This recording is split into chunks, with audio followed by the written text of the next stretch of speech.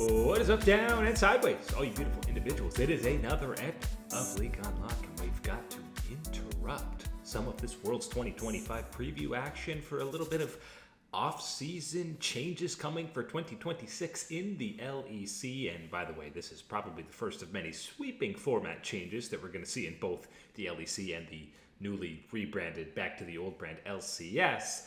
But instead of a winter split in 2026, it sounds like we're going to be getting, as reported by the usually reliable Sheep eSports, some kind of kickoff tournament that will see the 10 LEC teams, as you're accustomed to seeing, and 2 teams from the ERL based on their performances across all 3 of the EU Master splits, and the winner of the Summer EU Masters being represented, which means, yes, Los Ratones, winners of back-to-back EU Masters. We don't know how the Summer Split one will play out yet, but because they already won 2 of them, they're already locked in. So we will be getting Cagel and the boys matching up against LEC squads in 2026. This doesn't mean that they're joining the LEC, but what it does mean is it opens up the opportunity for Riot to see how an event like this goes and maybe change, tweak formats going forward, especially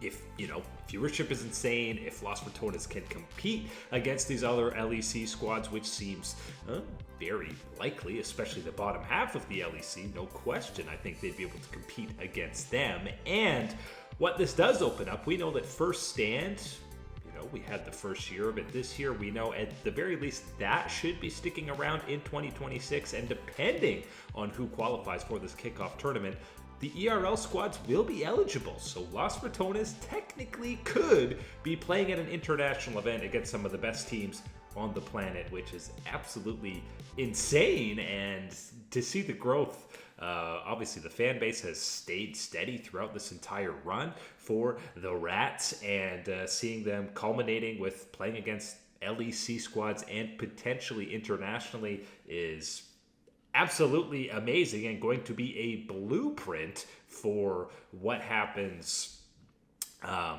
going forward. And there's still some question marks, obviously, and again, Sheep eSports, read the article about it, kind of touches on this, that what happens if an academy team of one of the main LEC teams were the ones to win EU Masters Summer and then qualify, or were in the finals to get there? That would be complicated conflict of interest. We know in the past, the LCS in North America, they were not allowed to even have 2 teams, of course.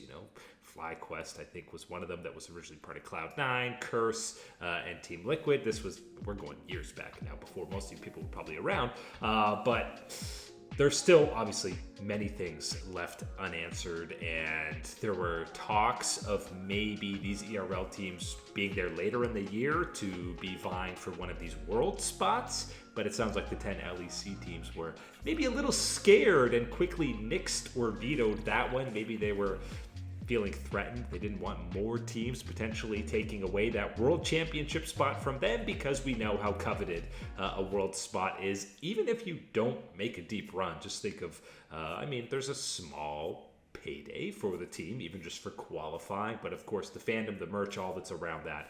It's a big deal to qualify, even if you don't make noise at the actual event. So I understand that they're scared, but you should be confident that you could take down an ERL team, surely, to qualify for the World Championship. But this is exciting change, a different way to see. Obviously, this is something ever since before Los Ratones even played a game on the Rift. I think people were calling for seeing them get some matchups. Obviously, we've seen a lot of the scrims be streamed and showcased against some LEC teams. Obviously, some of them didn't want them to be streamed, but this is so far beyond kind of a for fun meme team. Obviously, they've won every event that they have been in so far, and they've taken it seriously. These are players who legitimately were either on LEC teams or have aspirations of playing on the highest level stage. So I'm excited to see them get that opportunity. I hope it's still going to be all 5 of these Los Ratones members running it back for 2026. I know guys like especially Velia and Nemesis.